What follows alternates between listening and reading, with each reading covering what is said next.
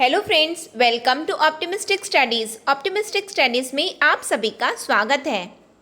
आज हम RT act 2009 शिक्षा का अधिकार अधिनियम 2009 का पार्ट 9 देखने जा रहे हैं। इससे पहले हमने पार्ट 8 तक ऑलरेडी डिस्कस किया हुआ है। चैनल में प्लेलिस्ट बनी हुई है ABEO नाम से। यदि आपने नहीं देखा है तो आप उसमें जाकर के देख सकते हैं।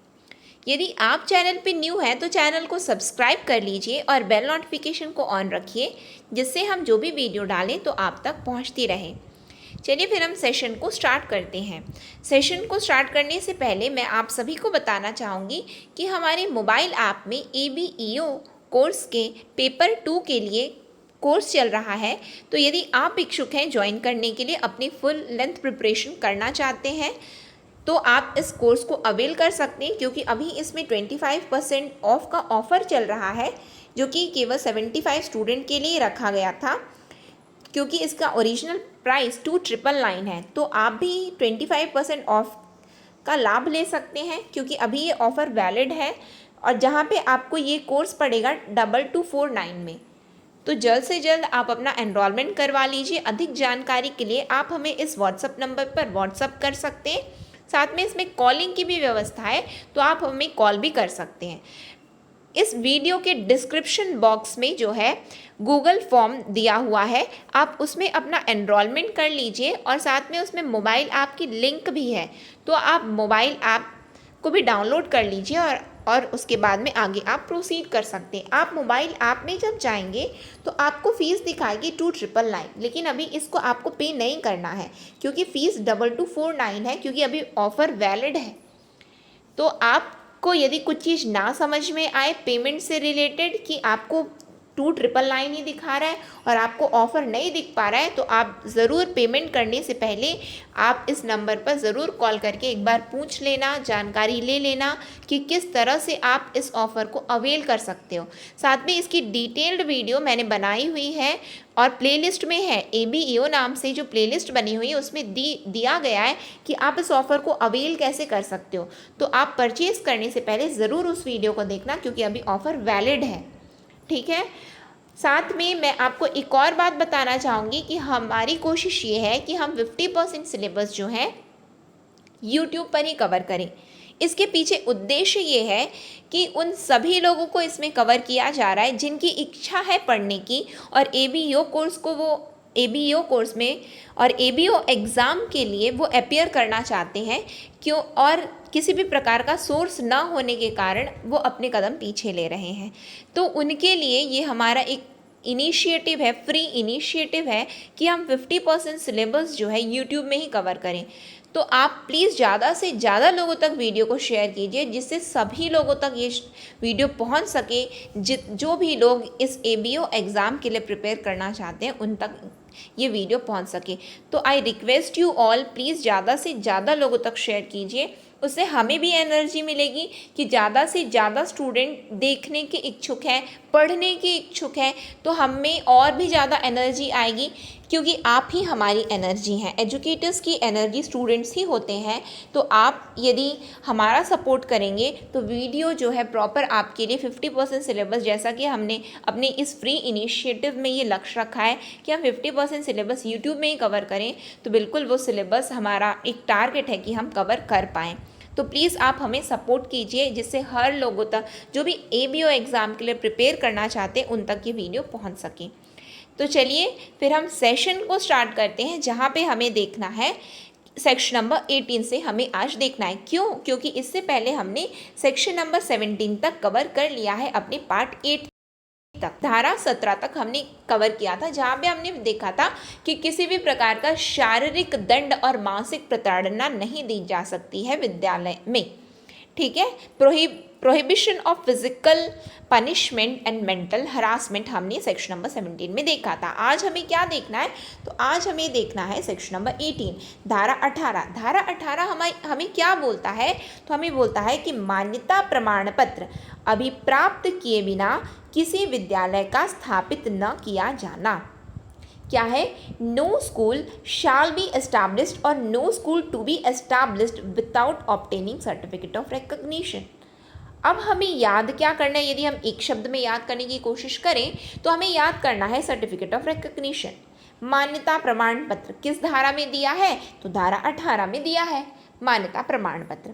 इसके अंतर्गत बोला क्या गया है, तो बोला ये गया है कि सरकार के द्वारा मतलब कि चाहे वो केंद्र हो, चाहे राज्य सरकार हो या केंद्र शासित प्रदेश हो, यदि हमने क्योंकि परिभाषा में देखा हुआ है सरकार क्या होता है, उपयुक्त सरकार है कौन, तो बताया गया सरकार के द्वारा एस्टैब्लिश, एडमिनिस्टर और कंट्रोल, स्थापित, स्वामित्वाधीन और नियंत्रणाधीन। यदि कोई विद्यालय सरकार के द्वारा स्थापित है, स्वामित्वाधीन है या नियंत्रणाधीन है, तो इस विद्यालय को छोड़ करके अन्य जितने भी विद्यालय हैं उन्हें अपनी स्थापना के लिए मान्यता प्रमाण पत्र प्राप्त करना आवश्यक है। क्या आवश्यक है, उन्हें मान्यता प्रमाण पत्र प्राप्त करना आवश्यक है। और किससे ये प्राप्त करेंगे, तो ऐसा बताया गया है कि किसी भी प्राधिकारी से जो भी विहित किया जाता है, यानी कि बता दिया गया कि आप ना ये कार्यालय में चले जाइए, यहाँ से आपको मान्यता प्रमाण पत्र मिल जाएगा। तो बिल्कुल जो जिसे भी प्राधिकृत किया गया, जिसे भी विहित किया गया है प्राधिकारी के रूप में कि ये मान्यता प्रमाण पत्र दे रहे हैं विद्यालयों की स्थापना से, तो उनसे जा करके ये क्या करेंगे, आवेदन देंगे और मान्यता प्रमाण पत्र प्राप्त कर लेंगे। विद्यालय कौन से विद्यालय, तो जो सरकार के द्वारा स्थापित, स्वामित्वाधीन या नियंत्रणाधीन नहीं है। ठीक, आगे क्या बताया जाता है, और ये अथॉरिटी, ये प्राधिकारी क्या करेंगे, अब कोई आया है मांगने के लिए तो ये बिल्कुल देंगे। इनका क्या कर्तव्य है, ये क्या कर रहे हैं, इनका काम है ये दे रहे हैं। कैसे दे रहे हैं, शाल इशू, ये क्या कर रहे हैं, इशू कर दे रहे हैं। ठीक है, और इनके लिए क्या बताया गया है, इनके लिए ये बताया गया ऐसी अवधि के भीतर जारी करेंगे, जो ऐसी रीति और ऐसी शर्तों के अधीन जो भी विहित किया जाएगा। क्या क्या कंडीशन है कि within such period in such a manner and subject to such condition as may be prescribe. ठीक है, बिल्कुल। और लेकिन इन्हें एक चीज़ का ध्यान रखना है, और वो क्या ध्यान रखना है, इन्हें ध्यान ये रखना है कि जिस भी विद्यालय को हम माने वो धारा 19 में दिए गए नॉर्म्स और स्टैंडर्ड को फुलफिल कर रहा है। इन्हें क्या ध्यान देना है, इन्हें ध्यान देना है कि धारा 19 में विनिर्दिष्ट मान और मानकों को क्या ये विद्यालय उसे पूरा कर रहा है। यदि कर रहा है तो ये मान्यता प्रमाण पत्र दे देंगे, यदि नहीं कर रहा है तो ये मान्यता प्रमाण पत्र नहीं देंगे। ठीक है, धारा 19 अभी हमने देखा नहीं, आगे हम देखेंगे। फिर और क्या बताया गया कि ये प्राधिकारी यदि पाते हैं कि किसी भी नियम का उल्लंघन कर दिया गया है, किसी भी नियम का उल्लंघन कर दिया गया, किसी भी शर्तों का उल्लंघन किया गया है, तो ये क्या करेंगे, ये तुरंत उस मान्यता को वापस ले लेंगे। क्या करेंगे, मान्यता को वापस ले लेंगे। लेकिन कंडीशन ये है कि ये किस तरह से लेते हैं, बस बोल देंगे आज से ना सुनो, आज से तुम्हारी मान्यता को रद्द किया जा रहा है, तो ऐसा नहीं है। तो फिर क्या है, ये लिखित आदेश के द्वारा, by an order in writing, लिखित आदेश के द्वारा ये क्या करते हैं, मान्यता को वापस ले लेते हैं। बिल्कुल ले लिए, अब ये मान्यता को वापस ले लिए। ठीक है, और क्या बताया गया है, लेकिन क्या है, तो लेकिन के बारे में ये बोला गया कि ये मान्यता तो ले लिए वापस, लेकिन वहाँ पे बच्चे भी तो पढ़ रहे थे, कि केवल प्रिंसिपल बस है और टीचर बस है, बच्चे नहीं है। तो बिल्कुल तो बच्चों का भविष्य क्या हो, उद्देश्य क्या है इस अधिनियम का, तो free and compulsory education to the childrens from age group of 6 to 14 years. ये तो बिल्कुल इनका लक्ष्य है कि इन्हें हमको देना है निःशुल्क और अनिवार्य शिक्षा। यदि वो बच्चों के साथ में कॉम्प्रोमाइज़ हो गया तो फिर बच्चे क्या कहाँ जाएं, तो ये बता दिए हैं कि उनके लिए ये पूरी कंडीशन को अध्ययन करेंगे। क्या करेंगे, क्या करते हैं कि गैर मान्यता प्राप्त विद्यालय में अध्ययन कर रहे बालकों को प्रवेश दिया जाएगा। यानी कि ये क्या तय कर लेंगे, ये ऐसा तय कर लेंगे कि यहाँ पे जो बच्चे पढ़ रहे थे ना, अब वो आसपास के किसी विद्यालयों में उनका प्रवेश हो जाएगा। यानी कि ये नहीं बोला जाएगा किसी विद्यालय के द्वारा कि नहीं तुम ना वो वाले स्कूल में पढ़ रहे थे, हम ना तुमको नहीं लेंगे, नहीं, ऐसा नहीं है। यानी कि बच्चों के साथ में नहीं है, ये तो विद्यालय के साथ में कि आपने किसी भी शर्त का उल्लंघन किया है ना, तो आपकी मान्यता को रद्द किया जा रहा है। लेकिन बच्चों का क्या दोष, बच्चे तो पढ़ रहे थे, तो बच्चों को आसपास के किसी विद्यालय में प्रवेश दे दिया जाएगा। लेकिन उसके साथ में क्या बताया गया, हम जिस भी विद्यालय की मान्यता को रद्द कर रहे हैं उन्हें उचित अवसर दिया जाएगा सुने जाने का। Opportunity, they were given opportunity of being heard. बिना सुने नहीं मान्यता रद्द, नहीं किसी ने बोल दिया कि वो ना ये विद्यालय ना शर्त का उल्लंघन कर दिया है, ऐसा करो आप उसकी मान्यता को ना रद्द कर दो, तो ऐसा नहीं है। बिल्कुल उचित अवसर देंगे, सुनवाई का अवसर दिया जाएगा, उसके बाद ही इनकी मान्यता को वापस लिया जाता है, अन्यथा नहीं लिया जाएगा। जब तक वो सुनेंगे नहीं, आप भी अपनी सफाई दे दीजिए। हमने ऐसा पाया कि आपने इन शर्तों का उल्लंघन किया है, आपको कुछ कहना है क्या? तो बिल्कुल, यदि जब उन्हें अवसर दे दिया गया, उन्होंने अपनी सफाई प्रस्तुत कर दी, उसके बाद ही आगे निर्णय लिया जाएगा, अन्यथा नहीं लिया जाएगा। इसका मतलब हमें याद क्या करना है, schools were given opportunity of being heard. विद्यालयों को सुना जाता है, विद्यालयों को सुना जाता है, ठीक है। फिर उसके बाद में क्या बताया जा रहा है कि जिस भी दिन से उनकी मान्यता, जो मान्यता प्रमाण पत्र के द्वारा ही वो स्थापित हुए थे ना, तो जिस भी दिन से उनकी मान्यता को वापस ले लिया जाएगा उस दिन से वो फंक्शन करना बंद कर देंगे। उस दिन से बंद, आज से आपकी मान्यता को रद्द कर दिया गया है, बंद हो गया, ठीक है, लिखित रूप से मान्यता को रद्द किया गया। तो क्या बताया गया कि जिस दिन से भी मान्यता वापस लेने की तारीख से वो कार्य करना जारी नहीं रख सकते। आगे कंटिन्यू कैसे करेंगे, वहाँ तो बोल दिया गया ना, कोई भी विद्यालय जो है बिना मान्यता प्रमाण पत्र के आगे नहीं बढ़ सकता, कंटिन्यू नहीं कर सकता। लेकिन यहाँ पे क्या बोला गया है कि यदि ऐसा पाया गया, any person who establish or runs a school without obtaining a certificate of recognition or continues to run a school after withdrawal of recognition, तो इनके लिए क्या बताया गया, यदि कोई व्यक्ति बिना मान्यता प्रमाण पत्र के, सर्टिफिकेट ऑफ रिकॉग्निशन के बिना स्कूल विद्यालय की स्थापना कर लेता है, ठीक, यदि उन्होंने मान्यता प्रमाण पत्र नहीं प्राप्त किया और विद्यालय की स्थापना कर दिया, या फिर जिन्होंने प्राप्त किया था उनकी मान्यता प्रमाण पत्र को रद्द कर दिया गया है, ऐसी स्थिति में क्या होगा, रद्द करने के बाद भी यदि वो कंटिन्यू करते हैं अपने विद्यालय को, तो वो किसके अधीन आ जाएंगे, तो उनके खिलाफ जुर्माना लगेगा। क्या करना पड़ेगा, उन्हें जुर्माना पटाना पड़ेगा। अब उसके लिए राशि निर्धारित की गई है कि यदि कोई विद्यालय, ध्यान से सुनिए, पहला कंडीशन क्या है, यदि कोई बिना किसी सर्टिफिकेट ऑफ रिकॉग्निशन की एस्टैब्लिश हो गया है। क्यों? क्योंकि एस्टैब्लिशमेंट के लिए सर्टिफिकेट ऑफ रिकॉग्निशन तो ज़रूरी है, स्थापना के लिए मान्यता प्रमाण पत्र तो अनिवार्य है, लेकिन वो बोला नहीं, जाओ छोड़ो, क्या करना है, ये लोगों की ना सरकारी कार्रवाई है, छोड़ो, रहने दो, अपन ना बना लेते हैं अपना स्कूल। तो ऐसी स्थिति यदि हो गई, फिर दूसरी कंडीशन क्या बताई जा रही है कि मान्यता प्रमाण पत्र तो मिली थी लेकिन वो वापस ले ली गई, और उसके बाद भी वो बोलते अरे छोड़ो, कौन मानेगा इनकी बात, कौन माने, अपन अपना जैसा चल रहा है ना वैसे ही अपन कंटिन्यू करते हैं, छोड़ो हटाओ, इनका तो आए दिन का रहता है कि आते हैं जाते हैं। तो ऐसी स्थिति यदि कोई कर रहा है तो क्या करेंगे, तो बोले यदि ये दो स्थिति है तो आपको, आपके ऊपर जुर्माना लगाया जा रहा है। तो क्या बताएं कितने का जुर्माना लगेगा, तो 1 लाख रुपए का जुर्माना लगेगा पहली बार में। पहली बार ये पाते हैं तो liable to a fine which may extend to 1 lakh rupees, 1 lakh का जुर्माना लगेगा। लेकिन ये फिर भी पाए कौन, यानी कि सरकारी कर्मचारी, जिसे हम बोलते हैं प्राधिकारी, क्योंकि यहाँ पे क्या लिखा है, प्राधिकारी, ठीक है। यदि ये फिर भी पाते हैं कि नहीं, ये तो मान ही नहीं रहे हैं, आगे फिर भी कंटिन्यू कर रहे हैं, एक तो ये सर्टिफिकेट ऑफ रिकॉग्निशन प्राप्त नहीं किए, और दूसरी बात क्या है कि इनकी ना मान्यता प्रमाण पत्र रद्द कर दी गई, तो भी आगे चला रहे, तो जितने दिन भी वो ऐसा चलाएंगे आगे, तो प्रत्येक दिन उन्हें कितना देना पड़ेगा, 1000 rupees, 10,000 rupees for each day.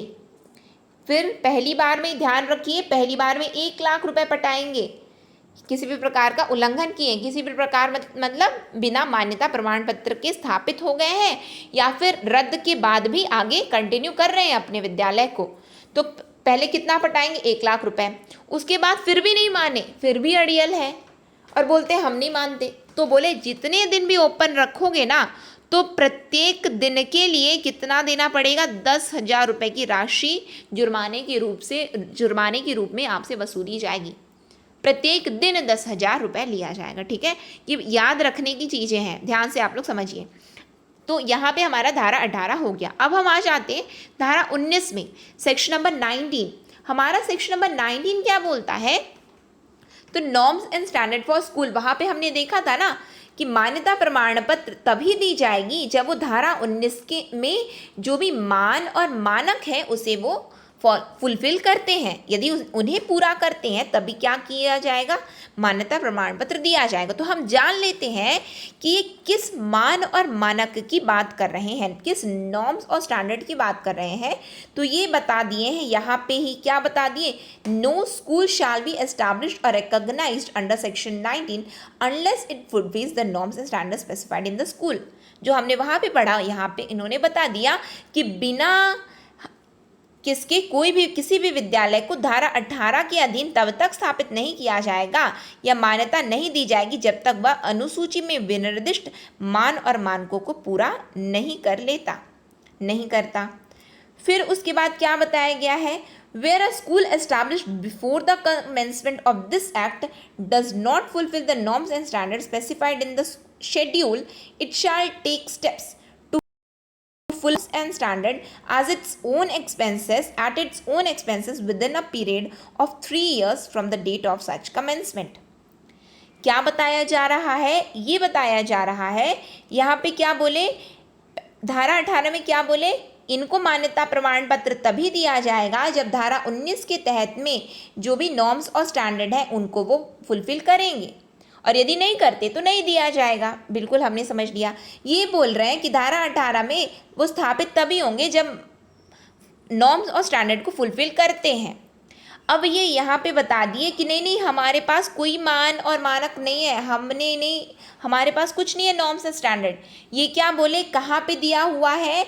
ये शेड्यूल में, अनुसूची में निर्दिष्ट है ये मान और मानक, अनुसूची में है। अनुसूची जाकर के देख लीजिए, और अनुसूची में वो मान और मानक है और इन विद्यालयों को उन्हीं के अनुसार कार्य करना है। ठीक, अनुसूची में बिल्कुल दे दिया गया।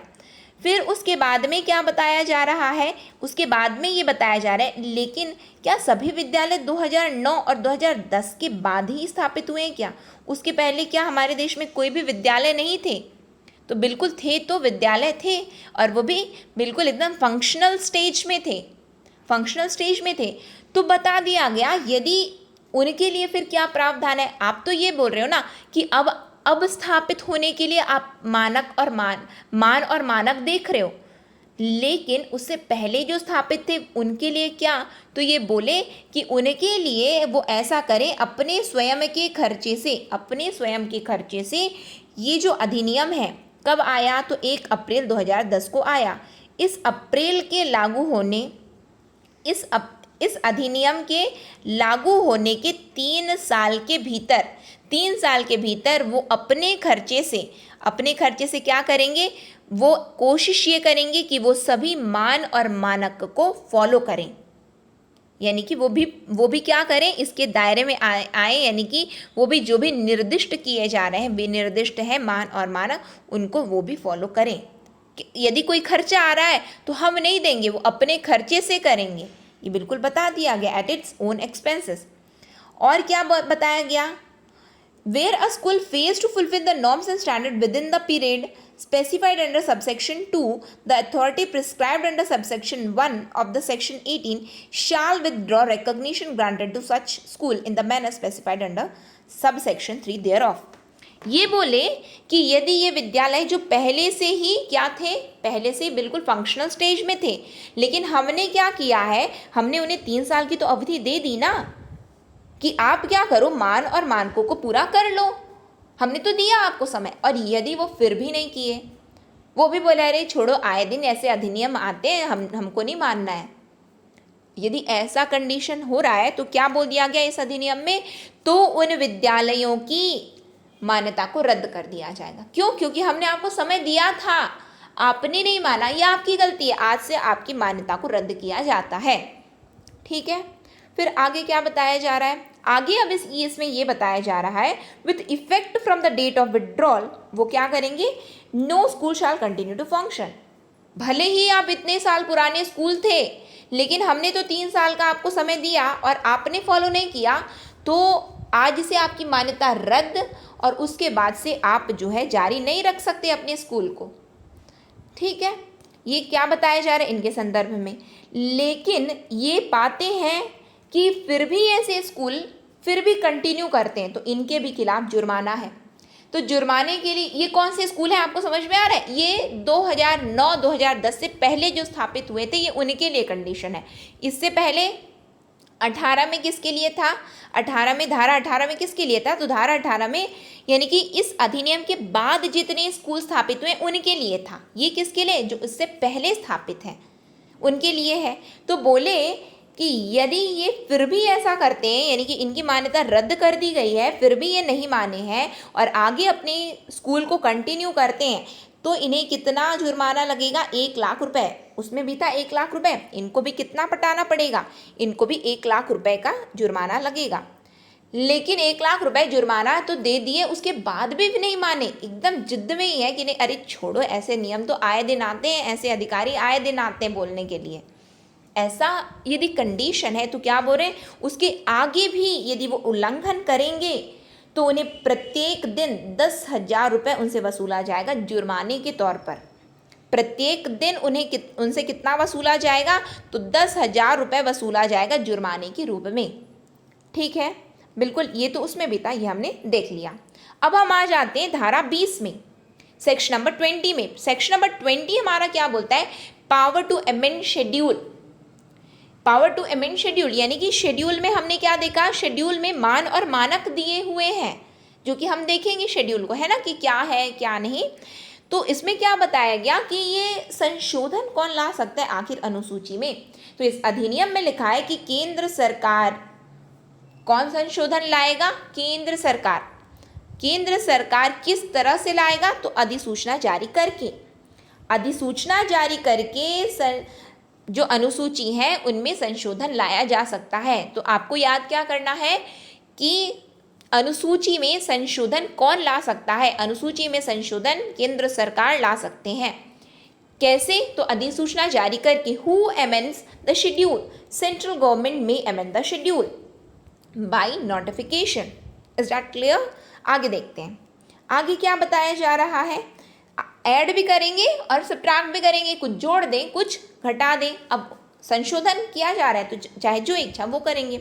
हम आ जाते हैं most important topic, very important है, ठीक है, याद रखने के लिए है, वेरी इंपॉर्टेंट है। ये क्या है, स्कूल मैनेजमेंट कमेटी, विद्यालय प्रबंध समिति। क्योंकि यदि कुछ क्वेश्चन आरटी से आएगा तो ये बहुत इंपॉर्टेंट टॉपिक हो जाता है, स्कूल मैनेजमेंट कमेटी पूछा जा सकता है। विद्यालय प्रबंध समिति, इसके आपको पहले धारा रट लीजिए, क्या है कि विद्यालय प्रबंध समिति किस धारा में दी हुई है, तो धारा 21 में दी हुई है। School management committee is given under section 21 of the RT act 2009। आगे देखते हैं ये है क्या, इसके बारे में क्या बताया जा रहा है, ये कौन ये कमेटी है, मतलब समिति है, तो समिति का निर्माण कोई करेगा, तो उसके बारे में क्या बताया गया, a school other than a school specified in subsection 4 of clause N of section 2 shall constitute a school management committee. आपको जो मैंने परिभाषा बताई है ना, तो परिभाषा में आपको ना स्कूल की परिभाषा, जो हमने 4 कैटेगरी का स्कूल देखा है, उसको बिल्कुल आप लोग रट डालिए। वो वीडियो को वापस जा करके देखिए जहाँ पे हमने परिभाषाएं देखी हैं। वो लेक्चर नंबर हमारा जो पार्ट 2 में या 3 में ही होगा, पार्ट 2 में 3 में या फिर समथिंग 4 में, ऐसे में ही होगा। तो आप जाइए और वो वाली वीडियो को देखिए जहाँ पे हमने परिभाषा देखी है। तो उसमें क्या है, 4 प्रकार के स्कूल हमने देखे। तो उसमें जो दूसरी कैटेगरी का स्कूल है ना, अब बताइए, सॉरी दूसरी कैटेगरी का नहीं, 4th कैटेगरी का जो स्कूल है, क्लॉज 4 दिया हुआ है। चौथी कैटेगरी का मैंने गलती से दूसरा बोल दिया है ना, सॉरी फॉर डैट। चौथी कैटेगरी का जो स्कूल है, चौथी कैटेगरी का स्कूल क्या होता है, अनएडेड स्कूल होता है। क्या होता है? अनएडेड स्कूल, यानी कि किसी भी प्रकार से ये गैर सहायता प्राप्त विद्यालय है। कौन सा विद्यालय है? गैर सहायता प्राप्त विद्यालय, यानी कि वो सरकार के द्वारा इसको किसी भी प्रकार का आर्थिक सहायता नहीं मिल रही है, इसे फाइनेंशियल सपोर्ट नहीं है इसको सरकार की ओर से, गवर्नमेंट की तरफ से। ये अनएडेड स्कूल है। अनएडेड स्कूल के लिए आप समझ सकते हो क्या? प्राइवेट इंस्टीट्यूशंस हैं, ये प्राइवेट है ना। तो ये क्या बोल रहे हैं? उनको छोड़ करके अन्य जितने भी विद्यालय हैं वो सभी क्या बनाएंगे? वो सभी स्कूल मैनेजमेंट कमेटी का निर्माण करेंगे। उन कौन से स्कूल को छोड़ करके बताइए? जो चौथी कैटेगरी का है। चौथी कैटेगरी का क्या है? अनएडेड स्कूल है। अनएडेड मतलब गैर सहायता प्राप्त विद्यालय को छोड़ करके अन्य जितने भी स्कूल हैं वो क्या बनाएंगे? तो वो बनाएंगे विद्यालय प्रबंध समिति का गठन करेंगे। अब इस विद्यालय प्रबंध समिति के सदस्य कौन कौन होंगे? तो विद्यालय प्रबंध समिति के सदस्य होंगे elected representative of the local authority, पहले। सेकंड कौन होगा? पेरेंट्स और guardians of children admitted in such school, दूसरे। तीसरे कौन होंगे? टीचर्स। त्रिसदस्यीय समिति हम समझ सकते हैं इसे। त्रिसदस्यीय समिति लिखा नहीं है तो बिल्कुल ऐसा नहीं बोला कि 3 सदस्यीय समिति है, हम अपनी समझ के लिए समझें। क्या है? पहला सदस्य कौन है? Elected representative of the local authority, elected representative of the local authority. Second में कौन है? पेरेंट्स और guardians of children admitted in such school. Third कौन है? टीचर्स। तो कौन कौन सदस्य होंगे विद्यालय प्रबंध समिति के? तो विद्यालय प्रबंध समिति के सदस्य होंगे स्थानीय प्राधिकारी, और ये स्थानीय प्राधिकारी कौन है? निर्वाचित है, निर्वाचित प्रतिनिधि हैं। स्थानीय प्राधिकारी कैसे हैं? Elected representative of the local authority. Elected, याद करो लोकल अथॉरिटी की परिभाषा, स्थानीय प्राधिकारी की परिभाषा, नगर निगम, नगर पंचायत, ये सब हमने देखा है कि नहीं? बिल्कुल देखा है। तो उसमें कौन है? निर्वाचित प्रतिनिधि। स्थानीय प्राधिकारी वो कौन है? निर्वाचित प्रतिनिधि। ये पहला हो गया। दूसरा कौन हो गया? कि उस विद्यालय में जो भी बच्चे पढ़ रहे हैं उनके माता पिता संरक्षक, ये दूसरे हो गए। तीसरे कौन है? शिक्षक। तो विद्यालय प्रबंध समिति के सदस्यों की क्या आपको संरचना समझ में आई कि कौन कौन होंगे और कौन से विद्यालय इसका गठन करेंगे? तो आगे देखते हैं हम लोग। आई होप समझ में आया होगा आप लोगों को, है ना। आगे देखते हैं क्या बताया गया है। और इस समिति के लिए क्या बोला गया? इस समिति में कम से कम 3/4 सदस्य कौन होगा? माता पिता संरक्षक। कौन होगा? 3/4 माता पिता या संरक्षण होंगे।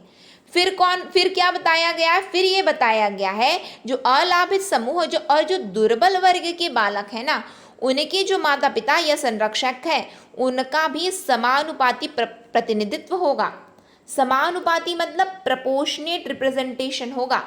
जितने बच्चे हैं उसके अकॉर्डिंग प्रपोर्शनेट रिप्रेजेंटेशन है इनका। किसका? अलाभित समूह और दुर्बल वर्ग के बालक के माता पिता संरक्षक के लिए आपको क्या याद रखना है? समानुपाती प्रतिनिधित्व इनका होगा, इनके माता पिता संरक्षक का। और क्या बताया? कम से कम 3/4 सदस्य माता पिता या संरक्षक होंगे। तो 3/4 ये हो गए, और इनका क्या है? समानुपाती प्रतिनिधित्व। किसके लिए है? तो अलाभित और दुर्बल वर्ग। और क्या बताया गया? इस समिति में 50% स्त्रियां होंगी, महिलाएं होंगी। 50% सदस्य कौन होंगे? महिलाएं। क्या लिखा है इधर देखिए? At least 3/4 of members of such committee shall be parents और guardians. Proportionate representation shall be given to the parents or guardians of children belonging to disadvantaged group or weaker section. Third क्या है? कि 50% of the member of such committee shall be women. ठीक, ये संरचना ये समझ में आ रही है आप लोगों को। अब हम आ जाते हैं स्कूल मैनेजमेंट कमेटी में। और क्या बताया गया है? विद्यालय प्रबंध समिति निम्नलिखित कृत्यों का पालन करेगी। इसको करना क्या है? तो पहली बात ये क्या करती है? मॉनिटर करती है। क्या करती है? ये देख रेख करती है, मॉनिटर करती है। क्या चीज़ को देखती है? विद्यालय के कार्यकरण को देखती है, वर्किंग ऑफ द स्कूल। किस लिए बनाई गई? विद्यालय में हो क्या रहा है, वर्किंग क्या है वहाँ पे, कार्यकरण को देखी। और क्या कर रही है ये? तो ये स्कूल डेवलपमेंट प्लान को प्रिपेयर और रिकमेंड करती है। ये क्या बनाती है? विद्यालय विकास योजना तैयार करती है और उसकी सिफारिश करती है। विद्यालय विकास योजना कौन बनाता है? तो विद्यालय विकास योजना विद्यालय प्रबंध समिति बनाती है, स्कूल मैनेजमेंट कमेटी। ठीक है, बिल्कुल याद रहेगा। Who shall prepare school development plan? School management committee shall prepare school development plan. समिति है तो योजना तो बनाएगी ही, बिल्कुल बनाएगी। ठीक है, तो ये हमने क्या देखा, हमने 2 वर्क उनके देख लिए, कर क्या रही है ना। तीसरा क्या बताया गया, monitor the utilisation of the grants received from the appropriate government और द लोकल अथॉरिटी और एनी अदर सोर्स। फिर ये क्या कर रही, किसको मॉनिटर कर रही, किसकी देखरेख कर रही है कि इस जो ये विद्यालय है उसके प्राप्त अनुदानों को देख रही है। क्या है, समुचित सरकार या स्थानीय प्राधिकारी अथवा किसी अन्य स्रोत से प्राप्त अनुदानों के उपयोग को मॉनिटर करेगी ये, कि इतनी राशि इस विद्यालय में आ रही है और ये लोग तो कुछ भी नहीं लगाते हैं, तो बिल्कुल देख तो रहे, यानी कि अनुदान तो ये बिल्कुल देख रहे, मॉनिटर किए कि क्या सच में उपयोग किया गया, इतनी अनुदान राशि आई, इतना ग्रांट्स जो आ रहा है क्या यूटिलाइज किया जा रहा है, इसे ये कौन देख रहा है? तो स्कूल मैनेजमेंट कमेटी विद्यालय प्रबंध समिति देख रही है, इसकी निगरानी कर रही है। तीसरे में ये क्या बताया गया, perform such other function as may be prescribed, और भी अन्य किसी भी प्रकार के ये कृत्यों का पालन करेंगी जो भी विहित किया जाता है, जो भी विहित किया जाता है। तो ये 4 प्रकार के इनके कृत्य हैं जिसे ये विद्यालय प्रबंध समिति करेगी। ये तो करेगी, लेकिन एक्सेप्शन है। एक्सेप्शन क्या है कि जो विद्यालय होते हैं, कौन से विद्यालय, अ school established and administered by the minority, जो अल्पसंख्यकों के द्वारा जो स्थापित हैं एवं क्या है, स्थापित है एवं स्वामित्वाधीन है।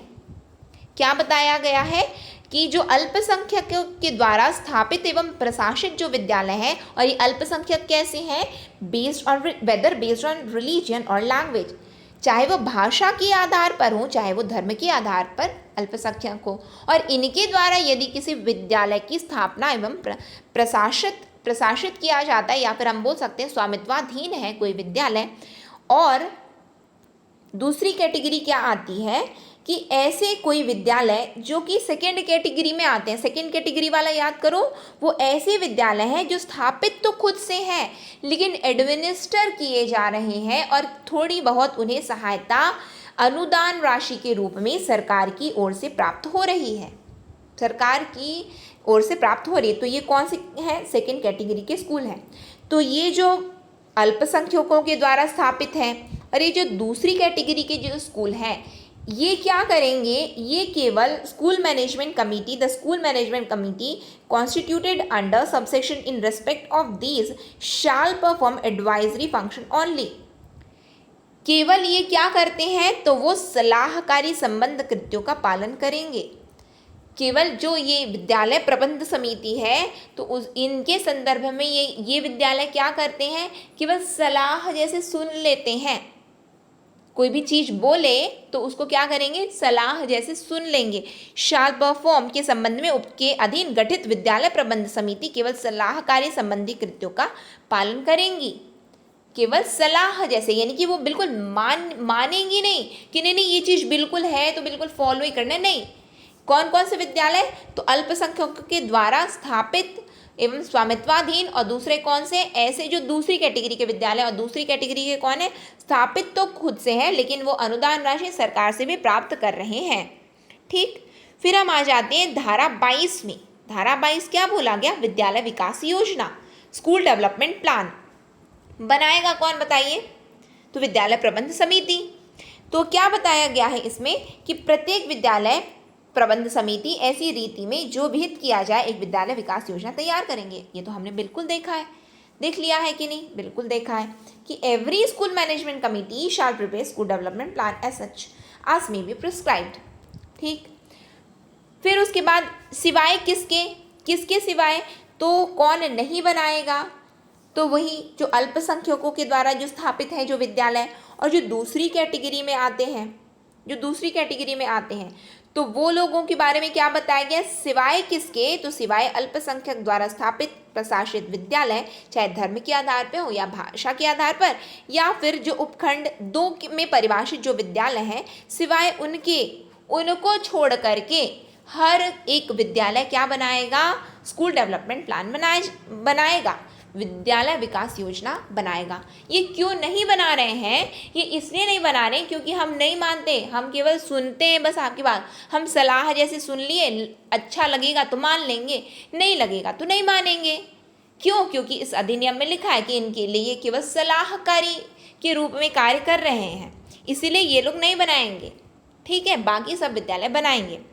फिर क्या बताया गया कि जो स्कूल डेवलपमेंट प्लान है ना, ये क्या है, किस प्रकार का प्लान है, तो shall be the basis for the plans and grants to be made by the appropriate government और द लोकल अथॉरिटी।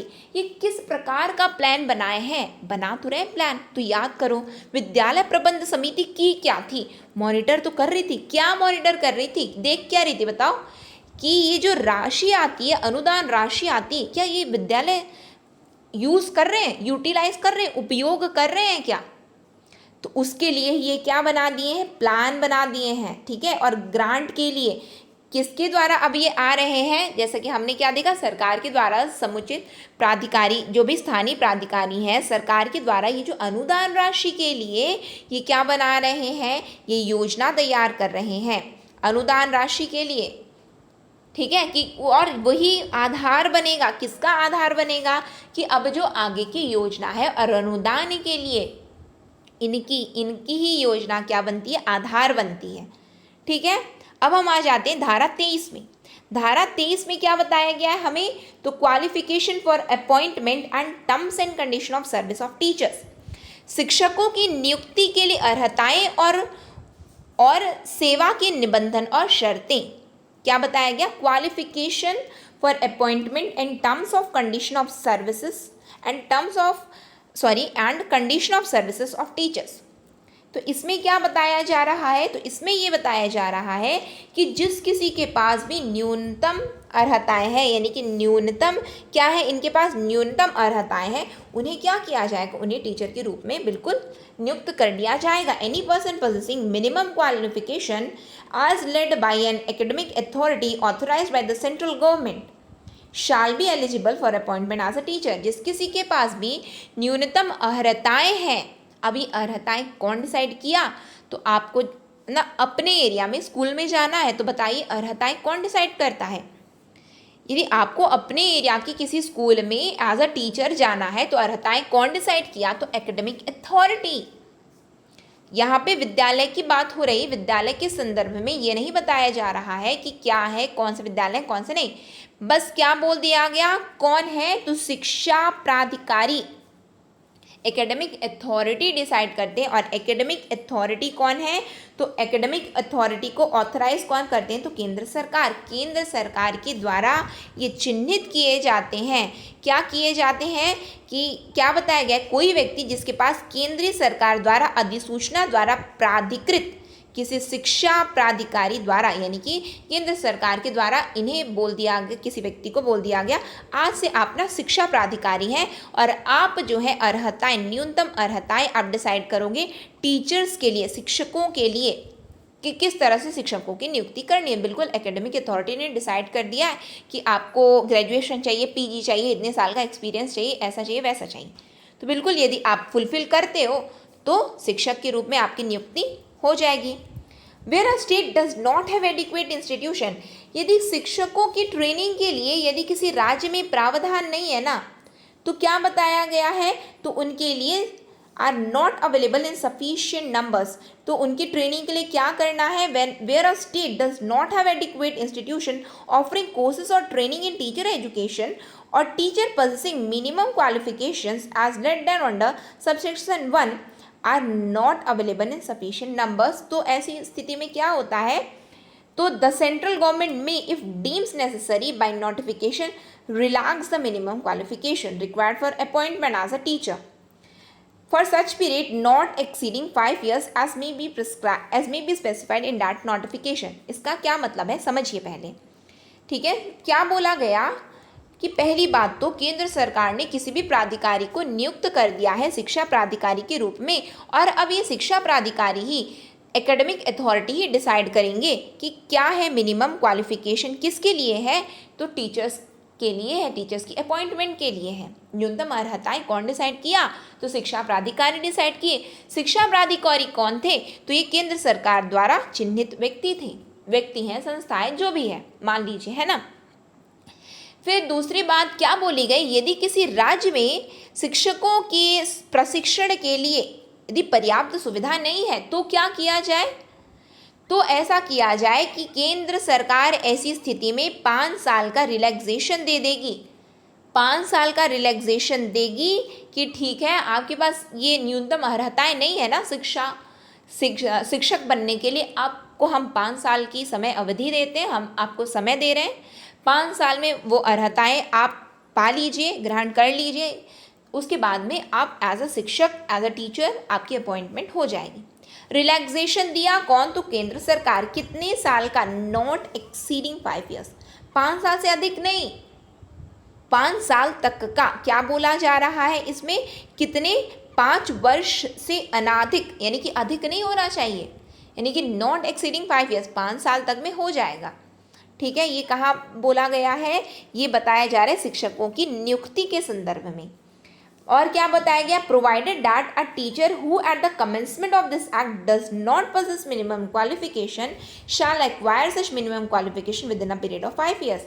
जब ये शिक्षा अधिनियम जब लागू हुआ है, शिक्षा का अधिकार अधिनियम जब लागू हुआ है, उस समय यदि किसी शिक्षकों के पास न्यूनतम अर्हताएं नहीं थी तो उन्हें क्या बोला गया? उन्हें 5 वर्ष उन्हें दे दिया गया और बोला गया इसके भीतर आप न्यूनतम अर्हताएं अर्जित कर लीजिए।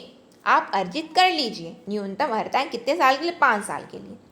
साथ में इनको शिक्षक को जो भी वेतन राशि वो सब उसी प्रकार से मिलेगा जैसा भी विहित किया जाएगा। ऐसा नहीं कि अब अपॉइंटमेंट, यानी कि पहले जब वो हुआ था, क्या बोलते हैं, एडवर्टीजमेंट आया था तो लिखा कुछ था, बाद में और कुछ दिया जा रहा है, तो नहीं, जो भी विहित था वो ही दिया जाएगा। ठीक है, तो यहाँ पे हमने कंप्लीट कर लिया कि किस तरह से शिक्षकों की नियुक्ति होती है और किस तरह से उन्हें रिलैक्सेशन दिया जाता है। किसके द्वारा? तो केंद्र सरकार के द्वारा दिया जाता है। तो यहाँ पे हमारा सेशन एंड होता है। आपको यदि अच्छा लगा हो तो ज़रूर लाइक कीजिएगा, ज़्यादा से ज़्यादा लोगों तक शेयर कीजिएगा, जिससे ज़्यादा से ज़्यादा लोगों तक पहुँच पाए वीडियो, क्योंकि आवश्यक ये है, क्योंकि जो ग्रामीण क्षेत्र में निवासरत हैं उन तक किसी भी प्रकार की जो सुविधा नहीं है, और वो ABO एग्ज़ाम के लिए, क्यों कि यदि वो प्रिपेयर करना चाहते हैं तो ज़रूर इस इनिशिएटिव में, जो कि फ्री इनिशिएटिव यूट्यूब में चल रहा है ABO कोर्स के रूप में, तो आप ज़रूर आप इसको आगे बढ़ाने की कोशिश कीजिए, ज़्यादा से ज़्यादा लोगों तक शेयर कीजिए। और यदि आपने चैनल को सब्सक्राइब नहीं किया है तो प्लीज़ चैनल को भी सब्सक्राइब कर लीजिए और बेल नोटिफिकेशन को ऑन रखिए, जिससे हम जो भी वीडियो डालें तो आप तक पहुँचती रहे। और यदि आप पूरा कंप्लीट कोर्स अवेल करना चाहते हैं पेपर 2 का, तो आप हमें इस व्हाट्सएप नंबर पर व्हाट्सएप कर सकते हैं।